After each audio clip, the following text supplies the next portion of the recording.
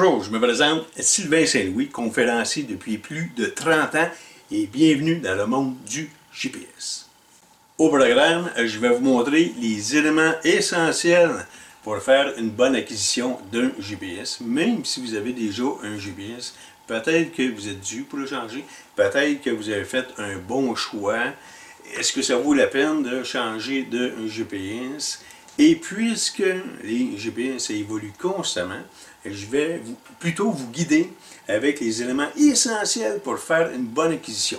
Comme ça, même si vous regardez cette conférence-là, dans 1 an, 2 ans, 3 ans, s'il y a des nouveaux modèles de GPS qui sont sortis, vous allez voir sur quoi il faut se baser pour faire un bon choix. Donc, je vais présenter ça lors de la conférence. Je vais vous montrer aussi comment c'est facile de tourner en rond avec un GPS. Je vais aussi vous montrer les pires erreurs que les gens font avec un GPS et à ne pas faire. On va tout voir ça dans cette conférence-là. Et évidemment, les meilleurs trucs pour utiliser un GPS. Et il ne faut pas passer à côté des nouveautés que je vais vous présenter. Et évidemment, la nouvelle tendance concernant les InReach, les appareils InReach ou combinés InReach. On peut avoir un GPS avec InReach ou on peut combiner avec le mini InReach, le SpotX, ainsi de suite. Bon, je vais démêler ça un petit peu. C'est tout ça qu'on va voir dans cette conférence. On va donc commencer avec le premier élément. Pour ceux qui ont suivi mes conférences depuis plusieurs années, savent que je change mes conférences d'année en année. Mais il y a un élément qui revient à toutes les années et j'ai toujours dit aux gens, si vous achetez un GPS, achetez-les en noir et blanc si vous voulez, achetez-les pas de carte dedans si vous voulez, mais achetez-les avec la boussole électronique. Ça, c'est un incontournable. C'est vraiment l'élément le plus important lorsque vous allez vouloir acheter un GPS. Tous les GPS ont une boussole, mais ils n'ont pas tous une boussole électronique. Ce que je vais vous dire par là, je fais semblant que j'ai un GPS ordinaire, avec une boussole ordinaire. Disons que je veux m'en aller à mon camion. Le GPS va me dire camion par là. C'est le fun, ça me dit camion par là. Bouge pas ce maudite flèche-là. Cette flèche-là va bouger seulement que si je me déplace rapidement. Là, on parle quasiment de courir en pleine forêt pour que ça se mette à pivoter. J'arrête, ça arrête. Ça, c'est un GPS ordinaire. Mais si j'ai un GPS avec une boussole électronique et que je veux m'en aller à mon camion, ça me dit camion par là. Je me tourne par là, ça me pointe par là. Je me tourne par là, ça va me pointer par là. Ça va toujours pointer dans la direction à laquelle je dois me diriger. Ça fait toute la différence si vous voulez avoir de quoi de facile déjà en partant pour travailler avec un GPS. Je le répète, c'est vraiment un incontournable, c'est vraiment la boussole électronique. C'est un élément vraiment nécessaire. Donc, vous allez avoir une facilité à travailler avec ça parce que ça va pointer instantanément votre direction. Mais en plus, c'est un 2 pour 1. Quand je vous dis un 2 pour 1, c'est qu'à 99% du temps, lorsque les GPS ont une boussole électronique, ont aussi une page altimètre, qu'on est capable de transformer en page baromètre. Moi, avec un GPS, je suis à la demi-heure près pour savoir s'il va pleuvoir ou s'il va neiger. Parce que ça, c'est la pression atmosphérique à votre position. Ce n'est pas généralisé pour la région. Et lorsqu'on comprend les graphiques, on est capable de travailler avec ça, on va voir la tendance, on sait que la pluie s'en vient, et on est capable de voir la vitesse à laquelle ça se déplace, ou c'est du beau temps qui s'en vient. Et ça a vraiment un impact sur le gibier. Évidemment, c'est un aspect utile pour le randonneur, pour tout amateur de plein air. Mais pour le chasseur, il hésite, il est dans sa cage, ou fait de la chasse fine. Là, vous n'êtes pas trop sûr, là, vous regardez votre GPS, là, vous voyez que la pluie s'en vient. Parce que là, vous ne savez pas si vous devez aller brosser en forêt ou rester tranquille. Vous regardez votre GPS, vous voyez que la pluie s'en vient. Restez tranquille. Laissez le gibier faire l'erreur en premier. Parce que le gibier, avant la pluie, il est en mouvement. C'est la même chose si vous faites de la chasse fine. Vous voyez que la pluie s'en vient. Marchez encore plus tranquillement. Arrêtez encore plus souvent parce que le gibier est en mouvement. Et ça, le GPS va vous le dire si vous avez un GPS avec une boussole électronique. Vous allez vous retrouver avec une mini-station météo entre les mains. C'est la même chose pour la pêche. Vous êtes dans l'embarcation, vous avez un petit creux, ça vous tente d'aller luncher, vous regardez votre GPS, vous voyez que la pluie s'en vient, restez dans l'embarcation, mettez un impair, prenez un bout de sandwich, ça va snapper après la canne à pêche. De plus, avec un GPS, on n'est pas censé marcher les yeux rivés constamment sur l'écran. Un GPS est fait pour être facile à travailler. Donc, si vous avez un GPS avec une boussole électronique, le GPS va vous dire d'aller par là. Bien, vous tournez par là, ou vous marchez par là, vous marchez, vous marchez, vous marchez, vous marchez. Vous êtes rendu comme ça. Vous reprenez le GPS, il va vous dire, allez-vous-en par là. Donc, chez le GPS, puis allez-vous-en par là. C'est facile à faire, ça. C'est facile si vous avez un GPS avec une boussole électronique. Si vous n'avez pas de boussole électronique ou que vous n'êtes pas capable de faire ce que je viens de faire là, donc, je le répète, c'est vraiment un élément qui est vraiment important et c'est le même impact sur votre carte.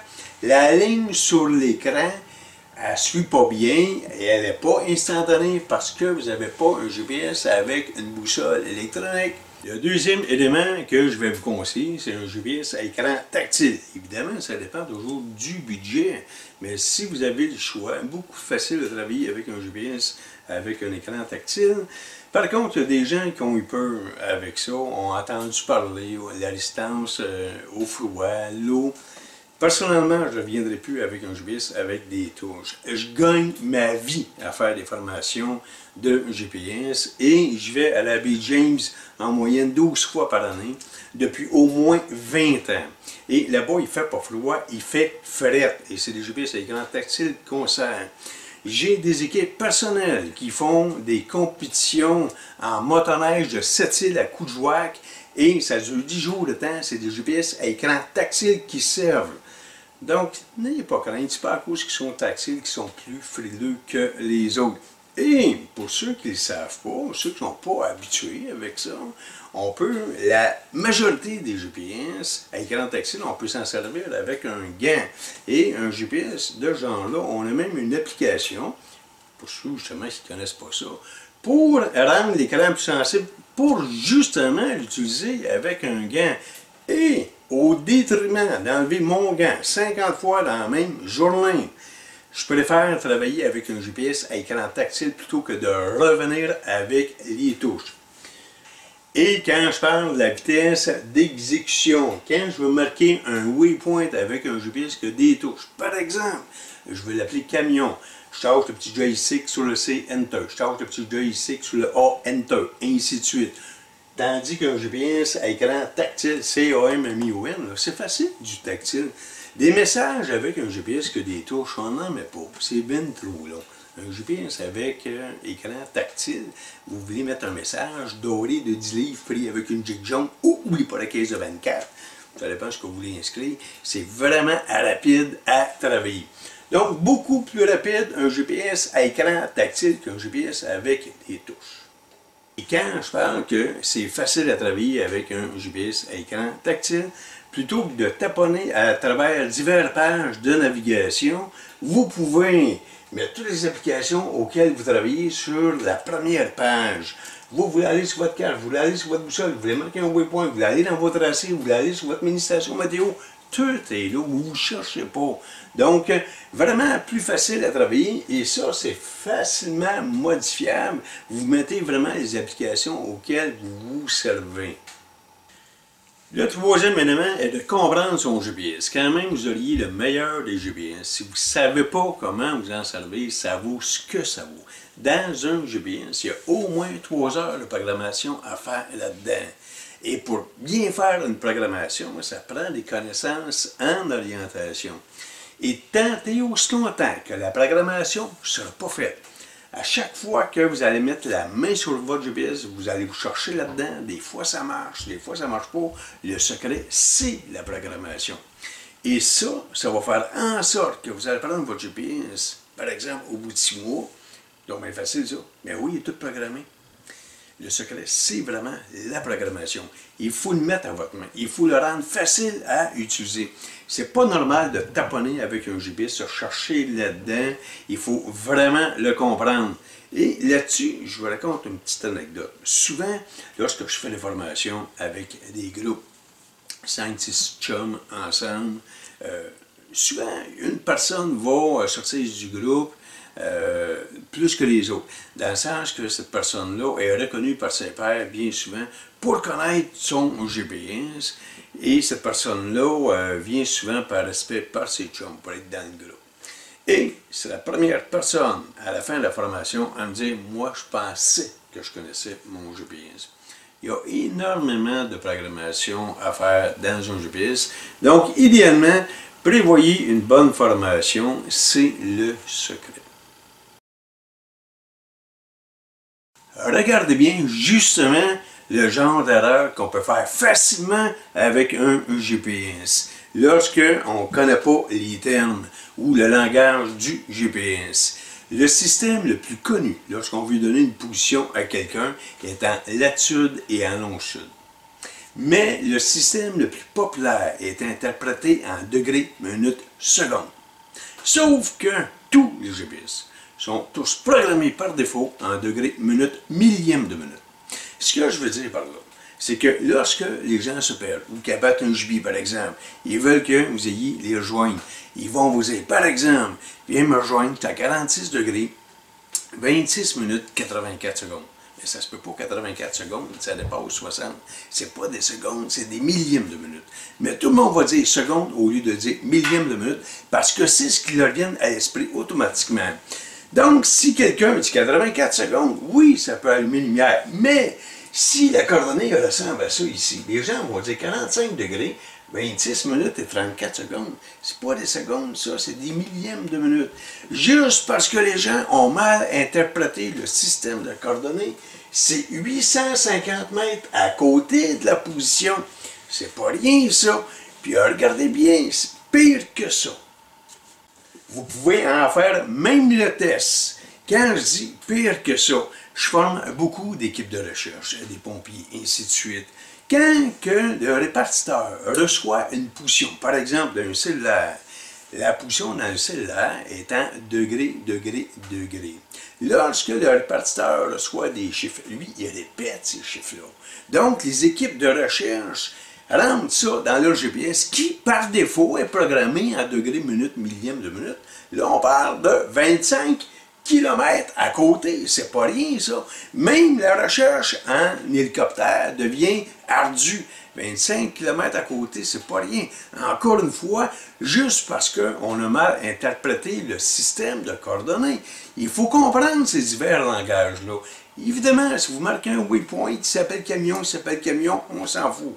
Mais lorsqu'on commence à donner sa position à quelqu'un, il faut comprendre les divers langages. Amusez-vous à regarder dans votre GPS les diverses coordonnées que vous avez et allez voir aussi dans votre cellulaire, par exemple dans Google Maps. Allez voir l'application, mettez votre doigt sur l'application et en faisant ça, ça va vous donner une coordonnée. Peu importe ce que vous allez être, ça va vous donner une série de chiffres qui est en haut qui normalement est en degrés, degrés, degrés. Là, j'ai pointé à peu près n'importe quoi. Sauf que les gens vont interpréter ça avec des minutes et des secondes, alors que le cellulaire, par défaut, est en degrés, degrés, degrés. Je répète, 25 km à côté. Je poursuis avec une autre erreur qui est assez courante dans le monde du GPS, c'est le système géodésique. Bon, pour certains, ça a l'air à du chinois. Le système géodésique, c'est un système de référence, surtout lorsqu'on travaille avec des cartes. Mais ce qui est important à ce sujet, c'est d'être sur la même longueur d'onde. Ce que je veux dire par là, c'est que les gens vont parfois fouiller un GPS, arrivent dans une programmation, exemple, système géodésique, là, vous avez peut-être 250 choix. Vous en prenez un, n'importe quel. Ça affecte rien sur le coup, sur le GPS, ce que vous faites. Mais là où que ça va commencer à apparaître, c'est que, disons que vous contactez votre chum pour qu'il vienne vous rejoindre. Vous avez abattu un gibier, par exemple. Vous lui donnez votre position. Le système de coordonnées est le même. Vous avez un système identique. Mais si le système géodésique est différent, parce que vous avez été joué dans ce paramètre-là, sans savoir ce que ça fait n'avez aucune idée de l'impact que ça peut faire. C'est un autre 250 mètres à côté de la position. Je poursuis avec le genre d'erreur que les gens font avec un GPS. Et là, je vais vous parler de l'erreur qui est probablement l'erreur la plus courante que les gens font avec un appareil. C'est la précision que le GPS va donner. La plupart des gens ne regardent pas la précision avant d'enregistrer un waypoint. Les gens vont débarquer, exemple du camion, marquent un waypoint, l'appelle camion. Si c'était marqué 150 pieds comme marge d'erreur, si vous ne regardez pas, vous allez arriver 150 pieds à côté. C'est bien sûr que quand vous allez revenir au camion, là, vous allez retomber dans le chemin, et ça, c'est pas un problème. Mais avec un GPS, on n'est pas censé de revenir dans le chemin. On est censé de revenir dans la boîte du pick-up avec ça. C'est ce genre d'erreur-là qui va faire en sorte que vous allez avoir confiance dans votre GPS. Regardez bien comment c'est facile de tourner en rond avec un GPS. Disons que je veux m'en aller à mon camion. Bon, le GPS va me dire ton camion par là. J'ai juste à suivre la flèche que mon GPS indique si j'ai un GPS avec une boussole électronique et que la boussole est vraiment bien étalonnée. Bon, jusque-là, ça va. Mais si les piles de mon GPS sont faibles et que je veux alterner avec une vraie boussole, quel chiffre que je mets sur la boussole? C'est 46, 126, 244, 177. C'est important de mettre la bonne information, de choisir la bonne information, de comprendre la différence entre ces informations-là. Sinon, vous allez vraiment tourner en rond. Disons que je dois m'en aller à mon camion et que le camion est par là. Ça, c'est le cap à suivre. Mais disons que moi, je décide de marcher par là, parce que ça ne marche pas par là, c'est sale. Donc, je m'en vais par là. Ça, c'est le cap actuel. Ça, c'est le cap à suivre. Ça, c'est le cap actuel. Mais si j'ai mon GPS comme ça ici, puis je marche comme ça, ça, c'est le cap compas. Ici, en plus, je marche en billet comme ça. Ça, c'est le cap GPS. Il faut être capable de faire la différence entre ces termes-là et choisir le bon chiffre. Sinon, tourner en rond, c'est quand même assez facile. J'ai déjà vu des gens faire le contorsionniste avec un GPS. Ils veulent se diriger sur un waypoint quelconque. Le GPS pointe par là. Là, les gens tiennent le GPS comme ça ici pour savoir aller comme ça. Ou tiennent le GPS comme ça, le GPS pointe par là. Mettre le GPS comme ça ici pour savoir aller comme ça. Si vous voulez que le GPS pointe ce que vous voyez en avant, vous tournez comme ça ici, ce que vous voyez en avant, vous voulez que ce soit le haut de l'écran, il faut le programmer comme ça. Quand on met le tracé en haut, quand on met le nord en haut, quand on utilise le mode automobile, c'est toutes des fonctions qu'il faut connaître. Et lorsqu'on joue dans une programmation sans en connaître la cause, des fois la réaction c'est pas tout de suite, puis vous ne savez pas que ça fait ça instantanément lorsque vous jouez dans cette configuration-là. Mais lorsque vient le temps plus tard de se diriger sur une destination, si ça arrive, c'est parce que vous avez encore une fois joué dans une programmation que vous ne connaissez pas. J'ai souvent vu des gens aussi retourner le GPS chez le marchand et dire le odomètre ne marche pas. Un odomètre et une distance, c'est deux choses complètement à l'opposé. Disons que je veux m'en aller à mon camion et que le GPS m'indique camion 1 km. Je marche. Je regarde mon GPS, il me reste 800 mètres. Je marche. Il me reste 400 mètres. Je marche.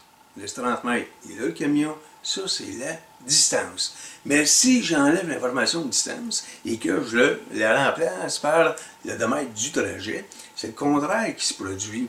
Mon GPS va partir à 0, je marche. 200 mètres de fête, je marche. 600 mètres de fête, je marche. 1 km, je ne vois pas encore le camion. Je continue à marcher. 2 km, je ne vois pas encore le camion. Je continue à marcher 2,8 km. Il est là, le camion. C'est ça, un odomètre. Un odomètre, là, je marche le plus droit possible. Il y a un arbre en avant, un pas à droite, un pas à gauche. Je descends de 2 pieds, je remonte de 2 pieds. C'est ça, un odomètre. Je m'excuse de l'expression, mais je t'en VTT, je spin de tour. Mon metteur d'avance, c'est pas moi. Un odomètre, c'est un odomètre, puis une distance, c'est une distance. Encore une fois, c'est facile de mélanger les termes dans un GPS, d'où une bonne formation, ça en vaut vraiment la peine. Je poursuis avec une erreur de configuration qui est quand même assez cocasse. Quand je vous dis que c'est cocasse, c'est après coup, parce que les gens, parfois, vont nous appeler, ils ont réussi à se perdre avec un GPS parce qu'ils sont allés jouer, encore une fois, dans une configuration qui n'ont aucune idée de l'impact que ça vient de faire. Et là, ce que je vais vous raconter, c'est typique au chasseur.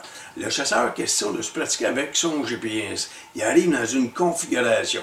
Là, il peut mettre ça en mode automobile. Il peut mettre ça en marche à pied ou randonnée. Il peut mettre ça à vélo, cyclodrisse, à VTT ou quad. On dirait qu'il est double, là, juste mélanger les gens.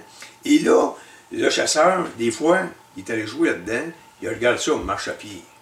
C'est logique de penser ça. Là, il va regarder marche à pied, enter là-dessus. Là, il n'a aucune idée de ce qu'il vient de faire. Là, parfois, ça fait juste 2 heures qu'on fait ça. Des fois, ça fait 2 semaines qu'ils sont allés jouer dans cette configuration-là. Et parfois, ça fait 2 mois qu'ils sont allés jouer dans cette configuration-là, dans le salon, chez eux. Là, ils ont mis ça à marche à pied. Ils s'en vont en forêt, ils marquent des waypoints, ils font des tracés, tout va bien. Jusqu'à ce qu'à un moment donné, il veut revenir à sa cache. Là, lorsqu'il veut revenir à sa cache, là, le GPS, il dit erreur de calcul d'itinéraire. Là, ça va pas bien quand le GPS donne aucune information pour dire est où la cache. Donc, aucune instruction, aucun degré, aucune distance, rien.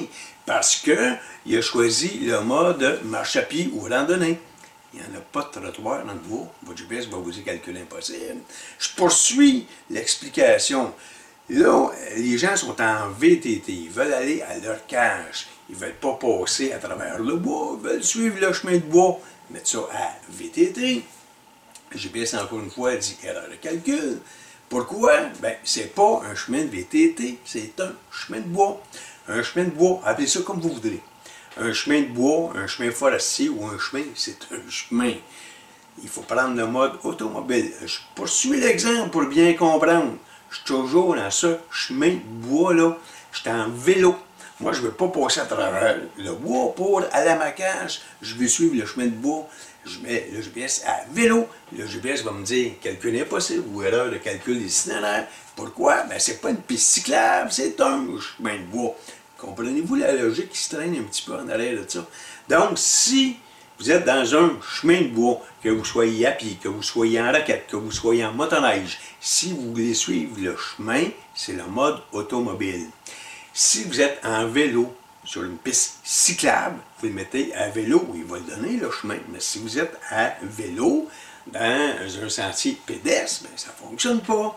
Le contraire est aussi vrai, vous êtes dans un sentier pédestre et que vous mettez ça à randonnée ou marche à pied, ça va marcher. Mais si vous mettez ça à vélo, vous êtes dans un sentier pédestre, ça ne fonctionne pas. Donc, il faut comprendre un petit peu la logique qui est dans ça. Une fois qu'on le sait, c'est pas un problème. Mais lorsqu'on joue dans cette configuration-là, puis qu'on n'a aucune idée que c'est ça qui fait en sorte que le GPS ne donne aucune directive, puis on est en plein milieu du bois, c'est pas vraiment drôle. Il y a une tendance depuis quelques années concernant les appareils nous permettant d'envoyer et de recevoir, évidemment, des textos pratiquement partout à travers la planète et, évidemment, de pouvoir déclencher un signal SOS aussi du coup. Quand je parle pratiquement partout à travers la planète, il y a un délai d'une dizaine de minutes. C'est rare en bas de ça. Des fois, ça peut être un brin plus long. Vous envoyez un message 10 minutes plus tard, le message a été reçu. Et ça, ces messages-là que vous allez envoyer, j'ai des contacts personnels qui travaillent dans le Grand Nord, dans l'Ouest canadien et même en Afrique. Ça fonctionne à peu près partout à travers la planète. Ça fonctionne bien. Mais, justement, quand on parle partout à travers la planète, ces genres d'instruments-là sont sur 2 couverts. On a soit le couvert satellite Iridium ou Globalstar.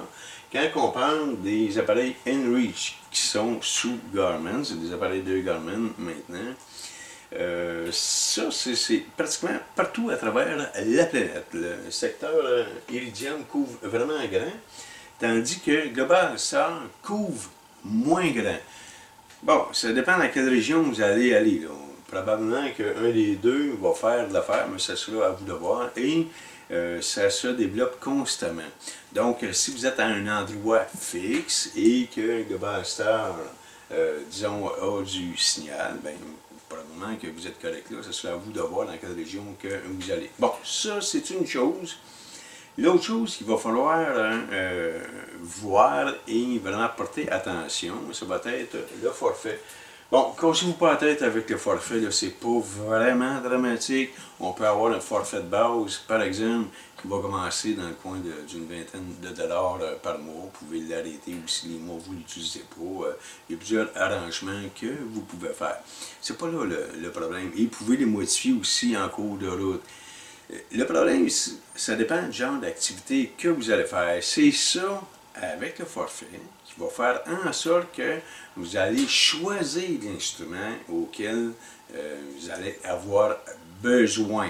Il faut considérer vraiment le forfait. Et quand on parle de forfait, bon, c'est pas vraiment dramatique, je parle dans le sens que si vous prenez le forfait de base, vous avez atteint le nombre de messages, vous êtes en train de le dépasser, ça n'arrêtera pas là. Vous allez avoir un surplus à payer, mais vos appareils vont fonctionner pareil. Donc, au départ, si vous avez déjà un GPS, on pourrait additionner soit le SpotX ou y aller avec un mini inReach. Mais vaut-il mieux changer votre GPS et avoir un 2 pour 1, un 2 en 1? Ça sera à vous de voir. Et il va falloir vraiment, encore une fois, je le répète, considérer le forfait. Vous allez voir sur quel point je m'en viens. Le Mini inReach, je dois dire que je l'aime vraiment parce que le Mini inReach, il est compact. On peut le mettre après son veston, sa veste de chasse, un attache qui le tient ici, comme sur la photo. J'utilise mon GPS indépendant. L'avantage du Mini inReach, c'est qu'il est vraiment compact. Et on peut utiliser le GPS indépendant. Donc, si j'ai pas besoin d'envoyer des textos, et ainsi de suite, je peux le fermer, le Mini inReach. Donc, je conserve vraiment le niveau des piles et j'utilise le GPS. Si j'ai un GPS combiné avec le inReach intégré, je me sers du GPS toute la journée, je peux envoyer des textos, je me sers toujours du GPS. Ça va probablement faire toute la journée. Mais là, si vous êtes, exemple, à un endroit que vous êtes pour 3-4 jours de chasse et que vous n'avez rien pour charger votre appareil, bien là, ça peut commencer à être problématique. Là. Parce que la série 6686i, on ne peut pas changer les piles en arrière. On ne peut pas changer les piles non plus dans le mini inReach. Là. Donc, c'est là qu'il faut faire attention selon votre forfait. Si j'utilise peu importe lequel appareil, le Mini inReach ou un appareil combiné, si j'envoie un texto une fois de temps en temps, j'envoie un message, je reçois un message, je ferme l'application quand j'en ai plus besoin. Le combiné, bien lui, il reste ouvert tout le temps parce que j'en ai besoin pour l'orientation, parce que ça se trouve être mon GPS. Là, la consommation de piles avance beaucoup, mais quand je parle du forfait, dans le forfait, vous pouvez changer. Si éventuellement vous aimeriez que les gens puissent suivre votre déplacement du matin au soir, bien à ce moment-là, vous allez changer votre forfait. Vous avez cette option-là. Mais là, ça nécessite que le GPS reste ouvert du matin au soir. Consommation de piles rendue à la fin de la journée, là, quand c'est marqué pile faible, vous n'êtes pas capable de changer. Disons que ça reste un handicap. Si vous êtes amateur de quad ou de motoneige, c'est pas un problème. Là, vous avez le branchement direct pour charger la batterie. Mais juste pour vous dire que le 2 en 1, quand on a tout intégré dedans, à ce moment-là, il faut penser vraiment au niveau des piles. C'est ça qui va vous aider à faire un choix. Là, on peut avoir, oui, le combiné. On peut avoir, exemple, le Mini inReach qui est un de mes favoris. Et combiné avec un GPS, parce que là, vous pouvez vraiment choisir le GPS qui fait votre affaire. Exemple, moi j'ai une préférence, je vais le voir, on va le voir un petit peu plus loin, pour la gamme Oregon. Mais vous avez un bon GPS, bien là, vous avez le Mini inReach qui fait l'affaire. Là, je viens aussi avec les cellulaires. Pourquoi un cellulaire? Quand on parle du Mini inReach, tous les appareils que je parle sont tous autonomes. Mais si je veux envoyer un texto avec ça, ça se fait. Mais disons que c'est beaucoup plus facile avec le cellulaire. Donc, vous avez des applications, une fois que vous avez ça, vous avez le cellulaire. Encore une fois, le cellulaire, vous pouvez l'éteindre. Ça, c'est éteindre. lorsque je veux envoyer un message, j'allume le cellulaire, j'allume ça, ou si je veux avoir le suivi de ma position, je ne suis pas obligé d'allumer le cellulaire, je fais juste allumer ça. Le cellulaire, à quoi ça va être avantageux? C'est un peu comme si c'est ça qui donne de la puissance à votre cellulaire pour envoyer des messages. Donc, on ne sert plus de ça. On va le mettre on. Et une fois qu'il est on, on se sert du cellulaire pour envoyer ses textos, pour recevoir les textos. Tout va se faire avec le cellulaire. Donc, beaucoup plus facile parce que on a déjà toute notre liste de contacts dans notre cellulaire. Je vous conseille d'en mettre pareil à l'intérieur des appareils InReach. Même si tout est dans le cellulaire, je vous conseille d'en mettre là-dessus. Si votre cellulaire, vous manquez de piles, bien, au moins les contacts sont intégrés dans ces instruments-là. Mais l'application cellulaire, ça travaille beaucoup plus vite. On reste avec du tactile. Vous envoyez un message comme vous le faites habituellement et vous ne touchez pas à ça. C'est la même chose avec n'importe quel appareil. C'est-à-dire que vous pouvez avoir un combiné, ça reste que c'est des touches. Donc, si vous avez un combiné, vous travaillez quand même avec le cellulaire. Donc, lorsque vient le temps d'envoyer un message, servez-vous du cellulaire au lieu de l'appareil. Parce que, encore une fois, je le répète, ça demeure des touches. Le cellulaire, c'est du tactile. C'est parti avec les nouveautés 2020-2021. Ces GPS-là sont déjà sur le marché. Je commence avec la gamme 64 SX. Si on recule un petit peu en arrière, c'était la gamme 62S qui a été remplacée par la gamme 64S. Un genre de copier-coller, un brin plus rapide pour la réception satellite. Par la suite, on est arrivé avec la gamme 64 SX. La même chose, encore une fois, un brin un peu plus rapide. Là, ce qui différencie cette gamme-là des gammes précédentes, c'est que les cartes topo actives routables sont déjà incluses dans le GPS. Donc, c'est des bonnes cartes. Toutefois, j'aurais préféré avoir ce GPS-là, avoir le choix sans avoir les cartes. C'est des bonnes cartes, c'est des cartes de l'Amérique du Nord, mais à l'échelle 1, 50 000. Pour ceux qui travaillent au Québec, qui font des activités, surtout au Québec, on va préconiser des cartes à l'échelle 1, 20 000. Donc, vous achetez un GPS que les cartes sont dedans, mais vous allez y acheter des cartes pareilles du Québec 1, 20 000. Donc, si on avait le choix, si on avait eu le choix avec ce GPS-là, sans avoir les cartes, ça aurait été préférable. Bon, ils sont dedans. Si à un moment donné, il y a un spécial, ça vaut peut-être la peine. Les cartes sont dedans, tant mieux. Mais, là, on va poursuivre avec une primeur. La primeur, elle a déjà été annoncée. Mais pour ceux qui ne sont pas au courant, la gamme 65S, similaire. Encore une fois, c'est un genre de copier-coller du 64 SX. Ce que je veux dire par là, que c'est similaire. Les cartes topo actives routables sont dans le GPS. Là où est la primeur, c'est vraiment la fonction multibande. Ce que je veux dire par là, c'est la précision à 1 mètre près. Là, ça, c'est un aspect vraiment intéressant. Donc, précision à 1 mètre près, c'est vraiment plaisant. Et on l'a aussi, le 1 mètre près, avec la fonction multibande, dans, pas toute la gamme, dans le GPS 66 SR. Parce qu'on peut avoir le ST. T, c'est parce que c'est des cartes topographiques qui sont à l'intérieur. Mais le R, c'est parce que, encore une fois, c'est la fonction multibande qui nous donne la précision du GPS à 1 mètre. Donc, 65 S, 66 SR, on retrouve ça. Maintenant, ce qui va différencier la gamme 66 maintenant, 66 et 86 des autres GPS, quand je parle du 86, c'est le même GPS, 66 ou 86. Le 86, c'est une série qui flotte. Donc, l'amateur de kayak va préférer un GPS qui flotte. Donc, vous avez le choix où y aller avec le 86. Mais ce qui va vraiment différencier cette gamme-là versus les autres GPS, je commence par la grosseur de l'écran. Je vous montre la gamme 66 et versus 65 et 64. On peut voir la grosseur de l'écran ici. 66 qui est encore une fois amélioré. Je parle, on a agrandi l'écran qui est encore une fois un plus. Mais ce qui va vraiment différencier cette gamme-là de GPS, c'est que vous avez le mode expédition qui vous permet d'utiliser le GPS avec les mêmes piles pendant un mois en mode expédition.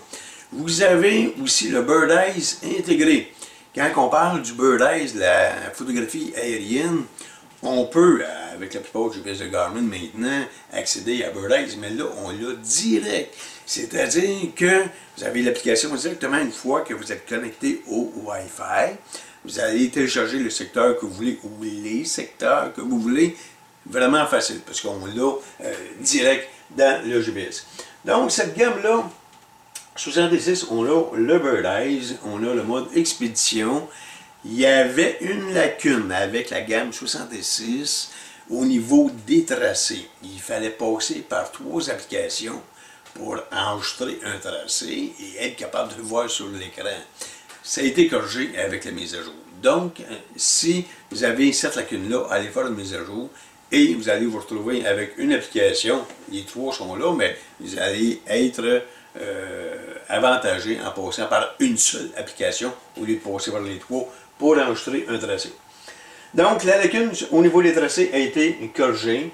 Ce que j'ai plaint toutefois avec cette gamme-là, c'est que toute la gamme 10686i avec le InReach intégré, c'est qu'on ne peut pas changer la pile ni le 66SR. On ne peut pas changer la pile. Pour moi, c'est un handicap. Si vous êtes amateur de quad ou de motoneige, vous êtes toujours branché, là, c'est pas un problème.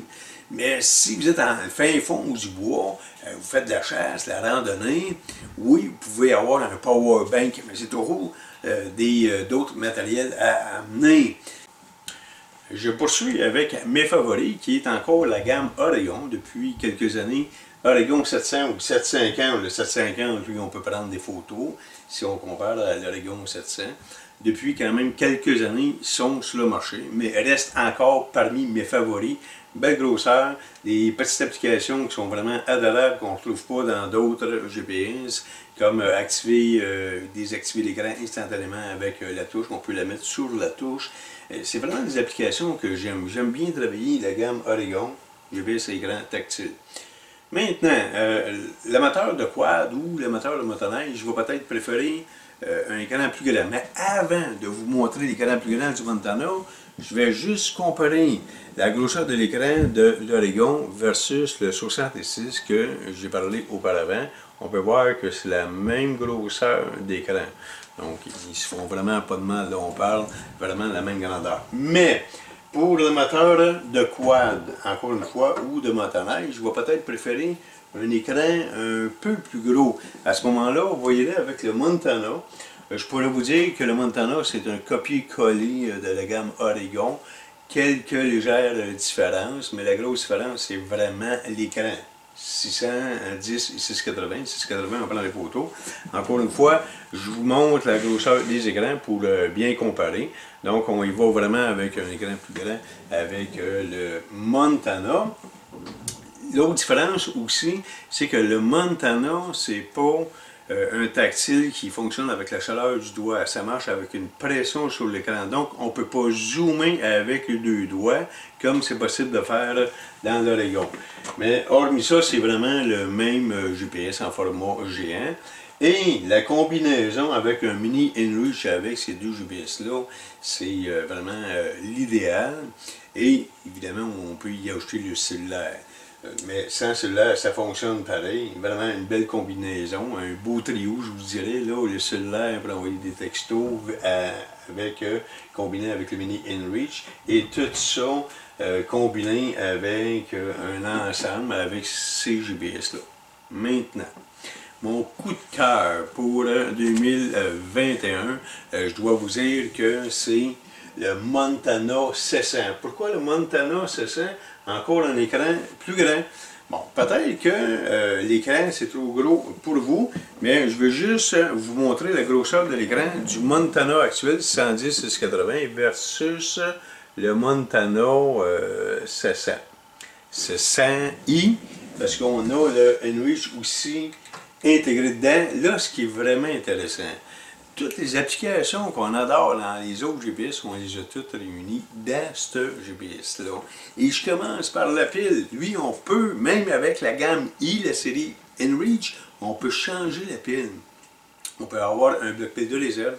On peut avoir un bloc pile aussi pour mettre des AA à l'intérieur. Donc, ils ont corrigé la lacune que je trouvais avec la série 6686 au niveau de la pile. Ils l'ont corrigé là-dessus. On a le mode expédition avec ce GPS-là qu'on a dans le 66. On a le topo active qu'on a dans la gamme 64, SX 65. On l'a avec le Montana.